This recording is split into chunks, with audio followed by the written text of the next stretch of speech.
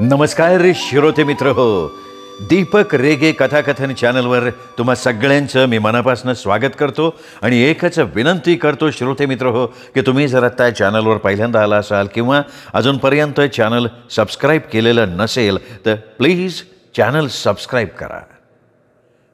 श्रोते मित्र हो, आज तुम्ही ऐकणार आहात विनीता ऐनापुरे यांच्या लेखणीतनं साकारलेली कथा घरोघर.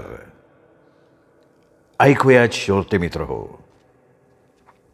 काय ग, तुम्ही सून या विषयावर इतका उहापोह करता? आपल्या घरी आलेली ती अनोळखी मुलगी, तिला प्रेम लावून आपलंसं करायचं साधी गोष्ट आहे. अचला तावातावानं बोलत होती आणि आम्ही छानपैकी हसत होतो. आम्ही म्हणजे सुलभा, शर्वरी, मोहिनी आणि मी. त्यात मोहिनीला आणि मला दोन दोन मुली, सुलभाला आणि शर्वरीला एक मुलगा एक मुलगी. त्या दोघींनाही सुना आलेल्या. आम्ही 5 जणी अगदी बालवर्गापासून मैत्रिणी. ही आमची मैत्री शाळा, कॉलेज, नंतर आमची लग्न झाली, आम्हाला मुलं बाळं झाली आणि आता त्या मुलाबाळांची लग्न व्हायला लागली तरी टिकून आहे. जुन्या आणि मुरलेल्या लोणच्याची लज्जत आमच्या मैत्रीला आहे. आता त्या मैत्रीला अनेकविध धुमारे फुटलेले. त्यातच योगायोगानं 5ही जणी इतकी वर्ष पुण्यातच वास्तव्याला. त्यामुळे जवळजवळ दर महिन्याला ठरवून न ठरवून गाठी भेटी, गप्पा, वादविवाद ठरलेले. अचलाचा फोन आला. तिने आवर्जून बोलवलं म्हणून आम्ही तिच्याच घरी जमलो. तिने का बोलवलं ही उत्सुकता होती, थोडासा अंदाजही होता. अभिमानचं म्हणजे अचलाच्या मुलाचं लग्न ठरल्याचं अचलानं सांगितलं तेव्हा तिचा चेहरा आनंदानं फुलून आला होता. ते साहजिकच होतं. 2 वर्षांपूर्वी तिच्या अनुभवाचं लग्न झालं. आता अभिमानचं लग्न झालं की ती प्रापंचिक जबाबदाऱ्यातनं बऱ्याच प्रमाणात मोकळी होणार होती आणि तो वेळ तिला स्वतःच्या आवडीच्या क्षेत्राकरता देता येणार होता. अचला देशपांडे, कुसुमाग्रजांवर प्रबंध लिहून डॉक्टरेट मिळवलेली ही आमची मैत्रीण पुण्याच्याच एका मान्यवर कॉलेजात मराठीची प्राध्यापिका. स्वतः कथा, कविता, समीक्षा असं बहुविध आणि बहुढंगी लेखन करणारी, अनेक पुस्तकांची लेखिका म्हणून लोकमान्य झालेली आणि आपल्या अभ्यासपूर्ण शिकवण्यानं विद्यार्थी वर्गात प्रिय असलेली, उत्साही, हौशी स्वभावाची, प्रसन्न आणि शांत, भारदस्त व्यक्तिमत्वाची. तिचा नवरा इंजिनियर, भरपूर पगारावर, हुद्द्याच्या जागी नोकरी. अचलाला साजेचं व्यक्तिमत्व आणि स्वभाव. कामानिमित्त अनेकदा परदेशवाऱ्या, त्यामुळे बहुश्रुत. अनुभा MSc होऊन, लग्न होऊन नवऱ्याबरोबर अमेरिकेला गेली. राहिला अभिमान. MBA एका नामवंत कंपनीत नोकरीला. काळा सावळा पण तरतरी चेहऱ्याचा, उंच पिळदार शरीराचा. एकूण काय, अचलाच्या घरातली सगळी माणसं उच्च शिक्षित, सुसंस्कृत, समाजात प्रतिष्ठा असलेली. त्यांच्या एकंदर रुबाबाला साजेसा 5 खोल्यांचा फ्लॅट, दाराशी गाड्या वगैरे वगैरे. अचला अनुभवाचं लग्न झाल्यापासून सुनेची स्वप्न बघायला लागली. अभिमानला खूप मुली सांगून आल्या. त्यातली साक्षी परुळकर त्याला आवडली. दिसायला चांगली, मनात भरावी अशी उंच, सडसडीत आणि अभिमानसारखी इंजिनियर होऊन MBA झालेली. अभिमान इतकीच वरच्या पदावर नोकरी करणारी आणि त्याच्या इतकाच पगार घेणारी. पगाराचं कौतुक कोणाला? अभिमानचा पगार तर सोडा, पण अचला आणि तिचा नवरा भक्कम कमावणारे होते. त्यांच्या दृष्टीनं साक्षीचं शिक्षण महत्त्वाचं होतं. पसंती झाली, लग्न ठरलं आणि हेच सांगण्याकरता अचलानं आम्हाला बोलवलं होतं. आम्ही मजेत बोलताना अनेक विषयांची गाडी हळूहळू सून ह्या विषयावर आली. मी आणि मोहिनी इथे गप्प झालो, कारण आम्हाला सुनेचा अनुभव नाही. दोन्ही मुलीच त्या आपापल्या सासरच्या सुना झालेल्या. आम्ही काय बोलणार? सुलभा आणि शर्वरी आपापले ताजे अनुभव आणि ह्या विषयावरची मतं हिरिरीने मांडत होत्या. अचला मराठीची प्राध्यापिका, त्यातून कवयित्री, दिवसाही चांदण्यांचं स्वप्न पाहणारी. वास्तविक आम्हा चौघींपेक्षा तिचा तरुण वर्गाशी सतत संबंध. पण ह्याही काळात मुली तू आलीस आपुल्या घरी हे ऐकलं की कावरी बावरी होणारी, दिलासा देणाऱ्या सासूला चिकटणारी, हास्याचे आणि आनंदाचे मधुकण उधळत हळदीच्या पावलांनी घराचं उंबरठ्यावरचं माप ओलांडणारी हेच सुनेचं चित्र तिच्या मनात होतं. आम्ही तिच्या ह्या कल्पना ऐकताना खिदळत होतो. तिच्या बोलण्याचा फारसा विचार न करता, मनावर न घेता ते तिथल्या तिथे सोडून आम्ही घरी परत आलो. 2 महिन्यांनी अभिमानचं लग्न खूप थाटामाटात झगझमाटात झालं. नातेवाईक तर होते, पण त्याच्यापेक्षा मित्रपरिवार मोठ्या प्रमाणात होता. कारण देशपांडे मंडळी माणसांची लोभी आहे. प्रत्येकाचा मनुष्यसंग्रह अफाट आणि सगळे लग्नाला उपस्थित. त्या सगळ्यांची आचला आणि तिचा नवरा व्यवस्थित विचारापूस आदरातिथ्य करत होते. त्यांच्या आनंदाला उधाण आलं होतं आणि आम्ही कौतुकानं ते बघत होतो. लग्नानंतर दोघांची ही रजा अगदीच कमी, त्यामुळे 2-3 दिवसांसाठी अभिमान आणि साक्षी फिरून आले आणि लगेच ऑफिसला जायलाही लागले. त्यांची रजा संपली म्हटल्यानंतर आचला आणि तिचा नवरा घरी बसून काय करणार, तेही लगेचच आपापल्या उद्योगाला लागले. आता त्यांचं चौघांचं दैनंदिन जीवन सुरू झालं. आतापर्यंत अभिमान आणि त्याचे वडील 8ला बाहेर पडत. त्याआधी त्यांचं खाणं पिणं वगैरे सगळी धावपळ संपवून आचला स्वतःचं आवरायला गे. त्या दोघांच्या गाड्या 2 दिशांना वळेपर्यंत कामवाली दारात हजर होई. तिचं सगळं काम होईपर्यंत आचला संध्याकाळची स्वयंपाकाची तयारी करून ठेवी. बरोबर 9:30ला फ्लॅटला कुलूप आणि आचलाची स्कूटर कॉलेजच्या रस्त्याला लागलेली असे. दुपारी ती 4 वाजेपर्यंत घरी आली की 2 तास तिने तिच्या लेखनाकरता ठेवले होते. वर्षानुवर्ष तिची हीच पद्धत. दिवसा लेखनाकरता आणि रात्री वाचनाकरता 2 तास तिने कायम राखलेलेच होते. संध्याकाळी घरात लक्ष देणं, थोडं फिरून येणं आणि इंदुबाई 7:30च्या सुमाराला स्वयंपाकाला येत त्यांच्याकडून हवं ते करून घेणं. त्याचे वडील त्यांच्या आगेमागे येत की जेवणं. अभिमानचं लग्न झालं, साक्षी घरात आली. तीही अभिमानसारखी 8ला घराबाहेर पडणार. आचलाला उगाचच दडपण आल्यासारखं झालं. तिघांच्या आंघोळी, चहा, नाश्ता आवरून तिघं वेळेवर बाहेर पडतील ना, कामवाली वेळेत काम करून जाईल ना. मनातल्या मनात आचलाचे प्रश्न उड्या मारायला लागले. साक्षीचा लग्न झाल्यानंतरचा नोकरीला जाण्याचा पहिलाच दिवस. आचला रोजच्या आधी 15 मिनिटं उठली, कामाला लागली. 6 वाजले. अभिमानचाही पत्ता नाही आणि साक्षीचाही नाही. आज दोघांना जायचं आहे का नाही ऑफिसला? आचलाचं कामात लक्ष लागेना. त्यांना हाक मारावी का, त्यांना उठवावं का? पण त्या दोघांना नाही आवडलं तर. अखेर 6:15ला बेडरूमचा दरवाजा उघडला. अभिमान बाहेर आला. गुड मॉर्निंग, त्यांनी खरखरीत आवाजात सलामी दिली. अरे अभिमान, आई 7:15 वाजलेत, उशीर होतोय, चहा दे. अरे अभिमान नुसतंच आईकडे बघितलं. तिने घाईघाईनं त्याच्या पुढे चहा ठेवला. Good morning I. जडावल्या डोळ्यांनी साक्षी बाहेर आली. ओ माय गॉड, 7:15, मला आवरायला हवं. ती झटकन त्यांच्या खोलीतल्या बाथरूममध्ये घुसली. 7:45पर्यंत स्वतःचा जामानिमा करून बाहेर आली. अभिमान, तुला वेळ असेल तर सांगा, मी आज आईंची गाडी घेऊन जाते. No no, I am ready, आलोच 2 मिनिटात. अभिमान आत पळाला. तो येईपर्यंत साक्षीनं आचलानं केलेला उत्तप्पा खाल्ला, चहा घेतला. अभिमान बाहेर आला. साक्षी त्याच्या आधीच दार उघडून बाहेर पडली. पाठोपाठ अभिमान, त्याच्या पाठोपाठ आचलाचा नवरा. आचला बघत राहिली. 7:15ला उठून साक्षी 8 वाजता बाहेर पडली. टेबलावर तिघांचे कप बशा, डिशेस, चमचे, पाण्याचे ग्लास तसेच पडले होते. रोज दोघांचे होते, आता तिघांचे.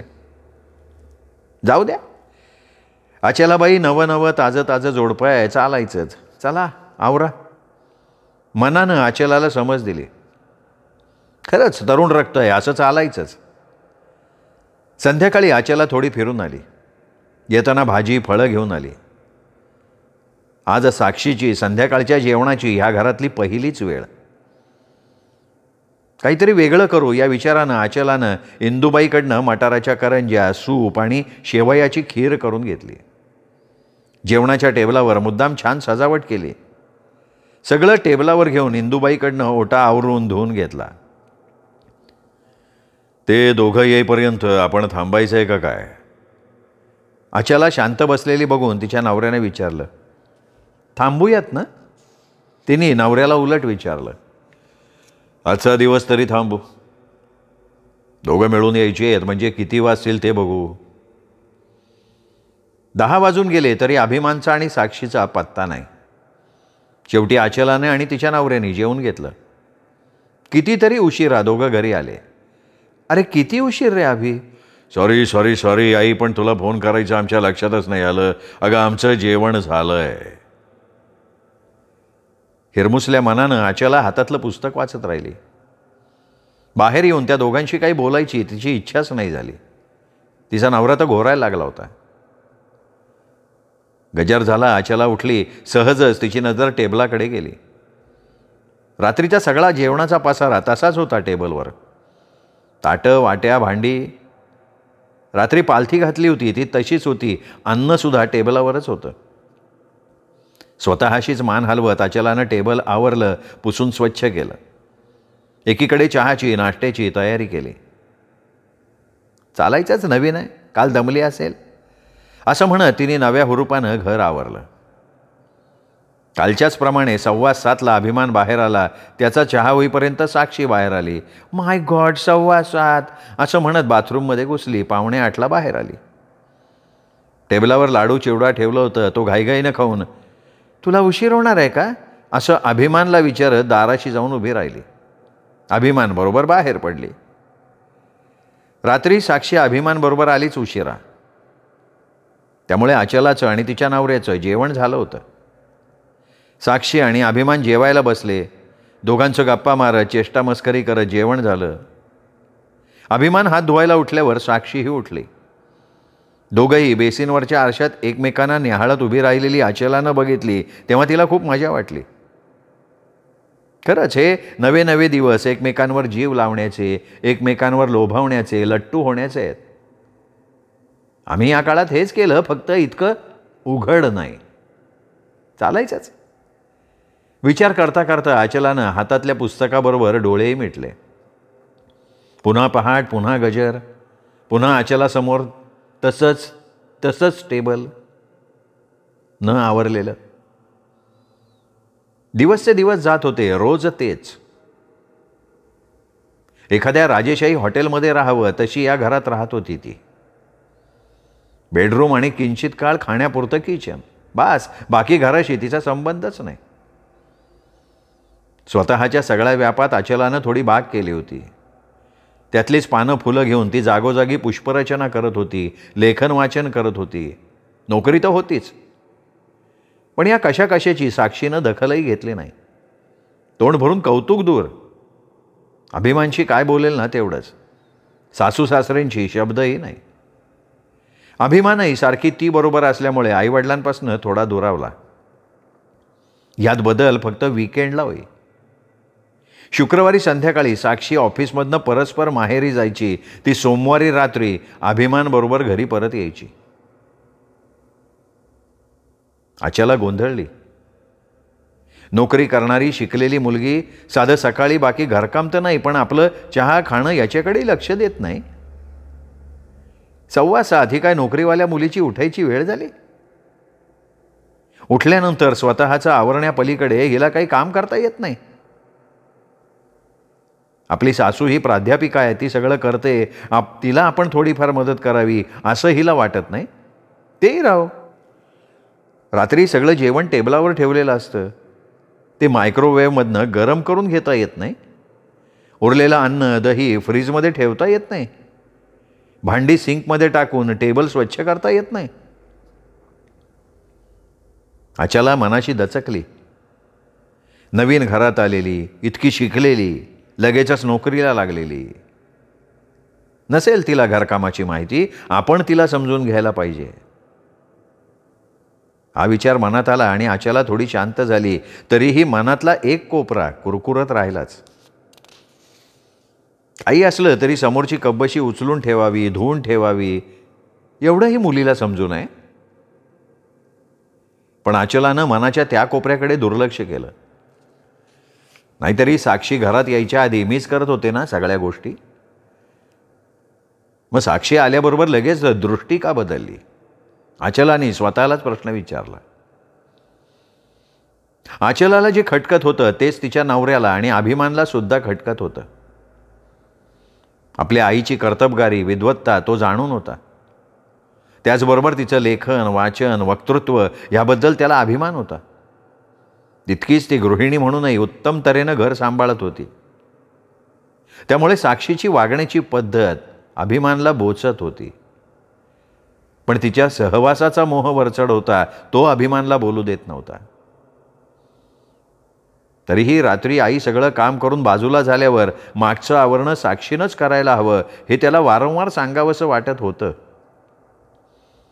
आणि एक दिवस सकाळी चहा नाश्ता झाल्यावर साक्षी आतल्या खोलीत जायला निघाल्याबरोबर त्यांनी तिला थांबवलं.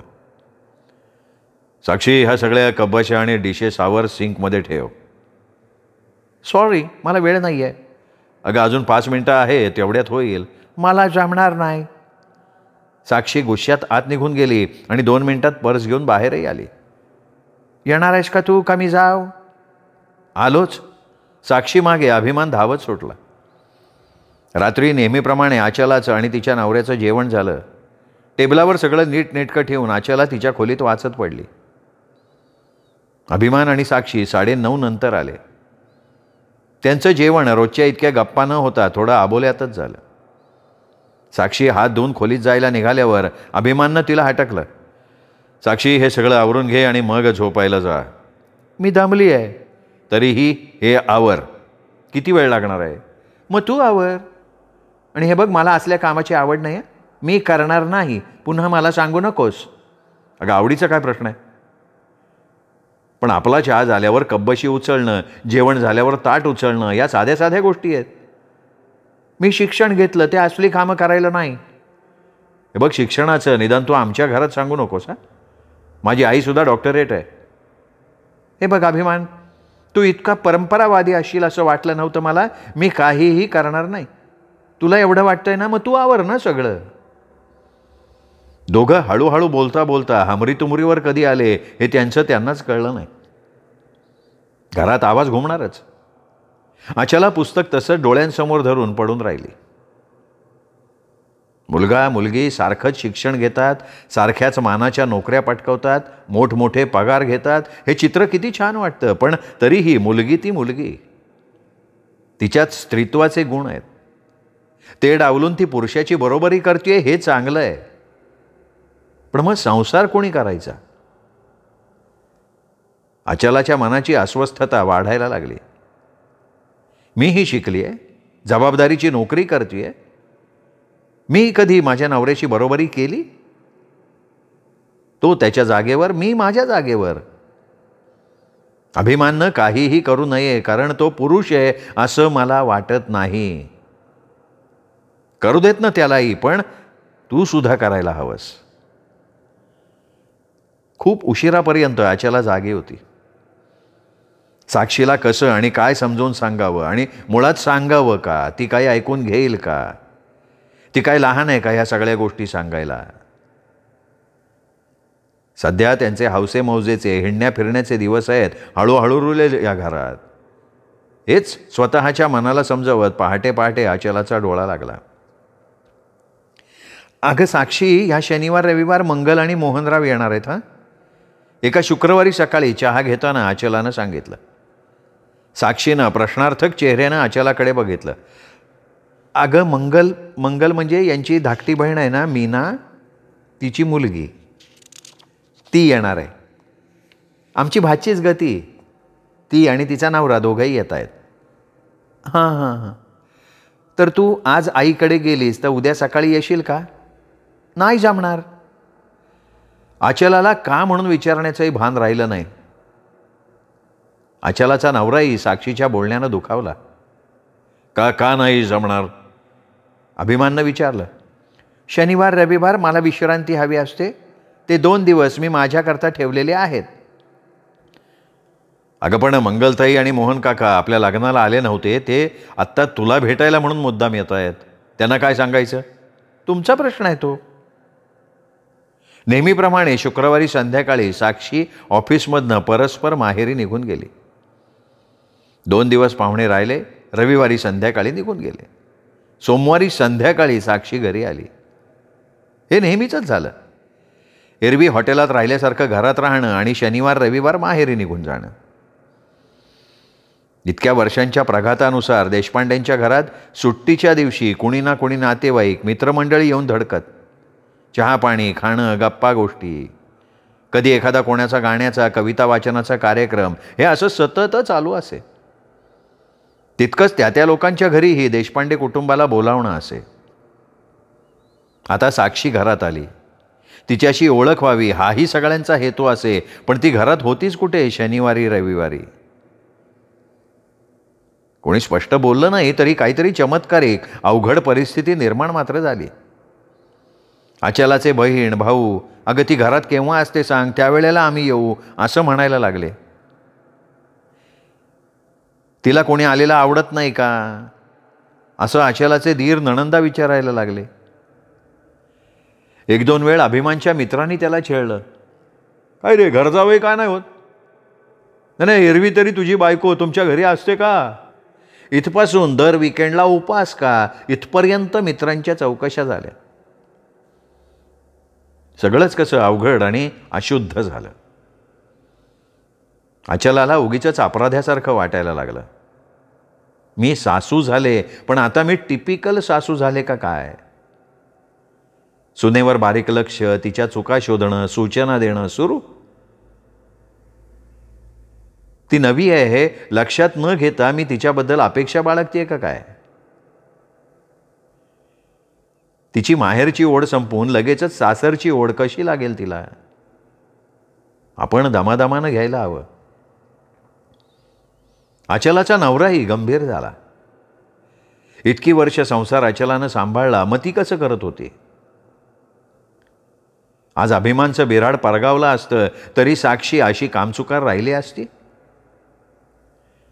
शिक्षण नोकरी यात नसेल जमलं काही, पण लग्न झाल्यावर तिला केवळ स्वतःचाच विचार करून चालणार नाही. लग्न म्हणजे फक्त चैन नव्हे हे तिच्या आईने तिच्या कधी लक्षात आणून दिलं नाही का? अचलाला हे सगळं बोललं पाहिजे एकदा. अभिमानला साक्षीच्या बोलण्या वागण्यानं आपल्या आईवडिलांना काय वाटत असेल, त्यांना किती मानसिक त्रास होत असेल, याचाच मनावर ताण येत होता. ती आमच्या घरात आली आहे, तिने आता आमच्या घराप्रमाणे वागायला हवं. ती आईशी एक शब्द बोलत नाही आणि रोज स्वतःच्या आईशी कितीच्या किती वेळ फोनवर गप्पा मारते हे मला कळत नाही का? खरं तर बाबा आणि आई चतुरस्त्र बुद्धीचे आहेत. साक्षी कुठल्याही विषयावर त्यांच्याशी बोलली तरी त्यांना खूप आवडेल, पण साक्षी तर त्यांच्याशी काही संबंध नसल्यासारखी, ह्या घरातलीच नसल्यासारखी वागते. साध्यासुध्या गोष्टी करत नाही. सांगायला जावं तर वादावादी. आईबाबांच्यात कधी तुझं माझं, विशेषतः पगाराचा सुद्धा विषय नव्हता, अजूनही नाही आहे. मी साक्षीला माझा पगार, गुंतवणूक, प्रॉस्पेक्टस सगळं सांगितलं.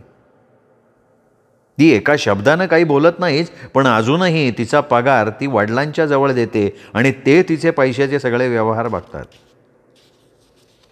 मला तिच्या पैशाची अपेक्षा नाही आहे, पण ती माझ्याशी अजूनही मोकळेपणानं बोलत नाही ह्याचं वाईट वाटतंय. तिचं दर आठवड्याला माहेरी जाणं संताप आणणार आहे, पण बोलणार काय आणि कसं? एकूणच घरातली तिघंही साक्षीमुळे बेचैन झाली. तिच्याशी काही बोलावं तर ती काय बोलेल नेम नाही. कॉलेजमधल्या एवढ्या मुलांना शिकवून शहाणी करणारी अचला, पण हा प्रश्न तिला फार अवघड वाटायला लागला. तिची चिडचिड व्हायला लागली. नवऱ्याची आणि अभिमानची तीच गत झाली. शेवटी एका शनिवारी सकाळी ती अभिमानशीच बोलली, मलाही तिचं हे वागणं नाही ना आवडत. अभिमाननं कबुली दिली. अरे पण हे तू तिला सांगितलंस का? हो सांगितलं, पण ती म्हणते मला बदल आणि विश्रांती हवी, मी आईकडे जाणार आणि ह्यात कुणीही बोललेलं मला चालणार नाही. कुणीही म्हणजे मी सुद्धा, हे स्पष्टच आहे. मग हे जन्मभर असंच चालणार का? बाकी जाऊ दे रे, शनिवार रविवार तुला सुद्धा सुट्टी असते. तुझ्याकरता तरी तिने घरात राहायला पाहिजे. ती मला तिकडे बोलवते ना. मीच तिला नाही म्हटलं. मलाही वाटतं की हे दिवस तिने घरात राहावं, एखादा तरी पदार्थ करावा, आपण चौघांनी मिळून कुठे नाटकाला सिनेमाला जावं. पण ऐकणार कोण? अचलाची बोलतीच बंद झाली. तिने नवऱ्याकडे बघितलं तर नवरा म्हणाला, आपण एकतर ह्याच्याकडे संपूर्ण दुर्लक्ष करायला हवं. अरे असं कसं? अचला उसळली. ऐक, आपापल्या नोकऱ्या, करिअर हे आपल्या तिघांच्याही दृष्टीनं महत्त्वाचं आहे. कुठल्याही विषयाचा त्रास करून घ्यायचा म्हणजे आपल्या कामात अडथळा आहे. तो अडथळा आपण दुर्लक्ष करून दूर करायचा. तिला जसं वागायचं आहे तसं वागू देत. अरे अवघड आहे हे.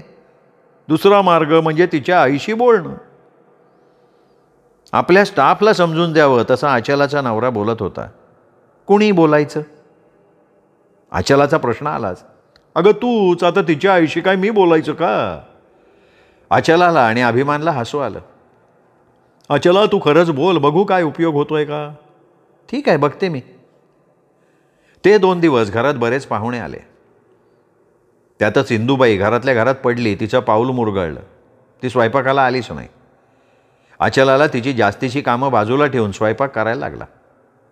कधी नव्हे ते येणारे पाहुणे, त्यानं काहीतरी वेगळं स्पेशल नको का? पण अचलाला ही गोष्ट नवीन नव्हती. तिचे हात भराभर कामाला लागले. रविवारी रात्री सगळे गेले तेव्हा तिने हुश्य केलं. सून घरात येऊ नये, तिचा आपल्याला काहीही उपयोग नाही आहे हे तिला नव्यानं जाणवलं. साक्षीच्या आईला फोन केलास? अचलानं पाठ टेकायचा अवकाश. नवऱ्यानं प्रश्न टाकला. नाही, वेळच नाही झाला मला. मग आत्ता कर. नको, ती आपल्या आईच्या कुशीत तेव्हाना झोपली असेल. विनाकारण मायलेकींची झोपमोड नको. अचलाचा स्वर नकळत कडवड झाला. असो, उद्या सकाळी कर. नवऱ्याने विषय संपवून टाकला. अभिमान आणि नवरा बाहेर पडल्यावर अचलानं साक्षीच्या आईला फोन लावला. अहो, साक्षी आत्ताच बाहेर पडली, साक्षीच्या आईने सांगितलं. नाही ते ठीक आहे, मला तुमच्याशी बोलायचं आहे. हां बोला.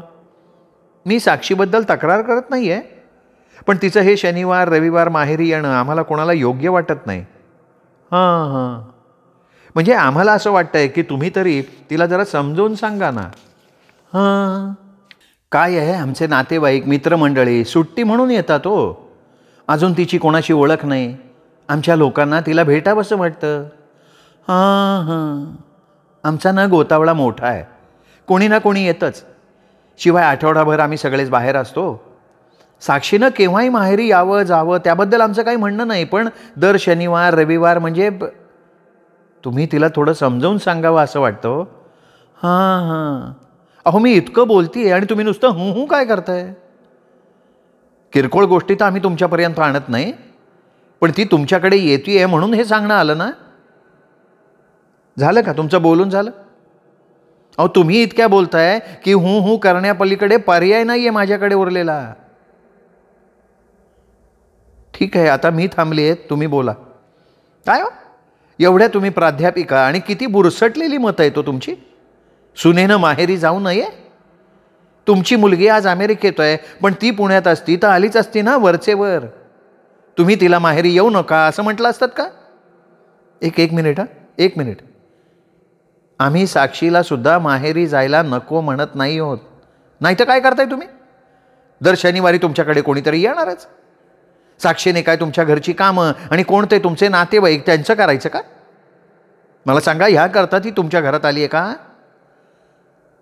साक्षीच्या साखरपुड्याला तुमचा एवढा मोठा गोतावळा बघितला ना, तेव्हाच मी साक्षीला म्हणाले की काय गं बाई, तुझ्या सासरची माणसं ही उगीच आपलं सगळा गाव मामाचा एक नाही कामाचा. मी तिला बजावलं, म्हटलं बाई तू ह्यात गुंतू नकोस. एकदा करायला लागलीस ना त्यांचं की कायमचं तुझ्या गळ्यात पडेल. त्यापेक्षा तू शनिवार रविवार इकडे ये आणि आराम कर. विहीणबाईंचं वक्तव्य चालूच होतं, पण अचलानं फोन दांड दिशेने आदळला. संतापानं कपाळाच्या शिऱ्या ताड ताड उडत होत्या. राग विहिणीपेक्षा सुनेचा होता. आई वाटेल ते सांगेल, पण ही एवढी शिकलेली मुलगी, हिला अनुभवानं सहवासानं आमचा स्वभाव कळत नाही. एवढा गोतावळा म्हणे. आम्ही त्याला मनुष्यधन म्हणतो. जीवाला जीव देणारी ही माणसं, कणाकणानं धन जोडावं तशी ही माणसं जोडली. आमच्याच विचारांची, शिक्षण असलेली, सुसंस्कृत. ती काय सुनेला त्रास द्यायला जोडली? आणि आईनी मुलीला दिल्या घरी तू सुखी राहा हा आशीर्वाद द्यायचा, त्या मुलीला त्या घरातनं बाहेरच काढायचं. मनात विचारांची इतकी घालमेल व्हायला लागली की संध्याकाळी साक्षी घरी आल्यावर आपण कसं वागायचं हेच तिला कळेना. समोरची कब्बशी उचलू नकोस, घर आपलं मानू नकोस, ही सुद्धा आईचीच शिकवण आहे का? संध्याकाळी साक्षी ऑफिसमधनं परस्पर माहेरी गेली हेही अभिमाननं तिला फोन केला तेव्हा कळलं. ती स्वतः हे कळवायच्या फंदात सुद्धा पडली नाही. येईल लगेच अशी घरातल्या प्रत्येकानं मनाची समजूत करून घेतली, पण त्या आठवड्यात साक्षी आलीही नाही, फोनही नाही. अभिमाननं फोन केला पण त्याच्याशी ही धड बोलली नाही. आता काय करायचं आपण? अचलानं नवऱ्याला विचारलं. संताप, अपमान, दुःख आणि काळजी या सगळ्या गोष्टी तिच्या आवाजातनं व्यक्त होत होत्या. काय करणार आपण? आपण तिला जा असं म्हटलंय का? मग आता ये असं म्हणायची गरज काय? अहो पण हे बघ अचला, साक्षी लग्न होऊन या घरात आली, अभिमानला बायको आली. आपल्या आयुष्यात काय फरक पडला तूच सांग. नाही ती घरात मदत करत, नाही गप्पा गोष्टी करत, नाही ती पैसा मागत, नाही घरात देत. आपल्याला काय फरक पडलाय? आपण सध्या तरी काही न बोलणं योग्य आहे. अभिमानचं काय? तरुण मुलगा आहे तो, त्याचं तो बघेल. नवऱ्यानं विषयच संपवला. बघता बघता 2 महिने झाले साक्षी माहेरीच राहिली. अभिमानची अवस्था तर फार वाईट झाली. आई वडील सरळ वागतायत, साक्षीचं वागणं विचित्र आहे हे समजत असून सुद्धा त्याला तिच्याशिवाय करमेना. त्यांनी बऱ्याचदा फोन केला, साक्षीनं त्याला प्रतिसाद दिलाच नाही. रविवारचा दिवस. अचलाला आज बरंच काम दुपारनंतर होतं म्हणून तिने सकाळची कामं भराभरा आवरली, पानं घेतली आणि फोन वाजला. फोन साक्षीचा होता, अभिमाननंच घेतला. हळूहळू आवाजात चाललेलं बोलणं चढ्या स्वरात गेलं. अभिमान फोन खाली ठेवून टेबलावर येऊन बसला. काय रे? साक्षीचाच फोन ना? काय म्हणत काय होती बाबा? अचलानं थोड्या उत्सुकतेनं, थोड्या भीतीनं विचारलं. आई काय बोलावं ते मलाच कळत नाहीये. का काय झालं? साक्षीला आपल्या ह्या घरात राहायचं नाहीये, तिला वेगळं बिऱ्हाड करायचंय. मग कर. ऐक, तिला या घरात काम खूप पडतं. तुम्ही दोघं, विशेषतः तू, अगदी जुन्या पुराण्या काळातली आहेस. तिच्या वागण्याकडे तुझं बारीक लक्ष असतं, त्यामुळे तिला मानसिक ताण येतो. आणखीन तिचं एवढं शिक्षण, एवढा पगार याची आपल्याला कोणाला किंमत नाही आहे. सारखं तुझं कौतुक चालतं, पाहुण्यांचं वगैरे करायला लागतं. अरे वा, आणखीन? आणखीन काही नाही, म्हणून तिला स्वतंत्र बिऱ्हाड करायचं आहे. अभिमान, तिची तुझ्याबद्दल काही तक्रार आहे? अचलाच्या नवऱ्यानं विचारलं. नाही, बहुधा नसावी, उलट माझ्याशिवाय तिला करमत नाही असं सांगत होती. हे सांगताना अभिमानच्या चेहऱ्यावर मिश्किल हसू होतं. मग तुम्ही दोघं खरंच वेगळे राहा. बाबा हे बघ, हे मी रागावून नाही सांगत आहे, पण तू आमच्यात अडकू नकोस. आम्ही आहोत एकमेकांना. तू तिला विचार, जागा वगैरे बघा, ठरवा. तिच्या आईवडिलांनी बघितली आहे जागा. उत्तम. थोड्याच दिवसात अभिमान आपल्या आईवडिलांना सोडून आणि साक्षी आपल्या आईवडिलांना सोडून नवीन घरात राहायला गेले. अचला आणि तिचा नवरा 10 वर्षांनी म्हातारे झाले. अचलानं आम्हाला चौघींना बोलवलं म्हणून पुन्हा एकदा तिच्या घरी सुलभा, शर्वरी, मी आणि मोहिनी जमलो. थोडीशी उत्सुकता, थोडासा अंदाज होताच. गप्पांची गाडी अनेक वळणं घेत सून ह्या विषयावर आली. नेहमीप्रमाणे मी आणि मोहिनी, आम्हाला 2 मुली म्हणून गप्प राहिलो. सुलभा आणि शर्वरी या दोघीच आजवर बोलत होत्या. आज त्यांच्यात संख्या वाढली. आज आचला सुद्धा सून ह्या विषयावर हिरिरीनं बोलायला लागली. श्रोते मित्र हो, कशी वाटली विनिता ऐनापुरेंची कथा?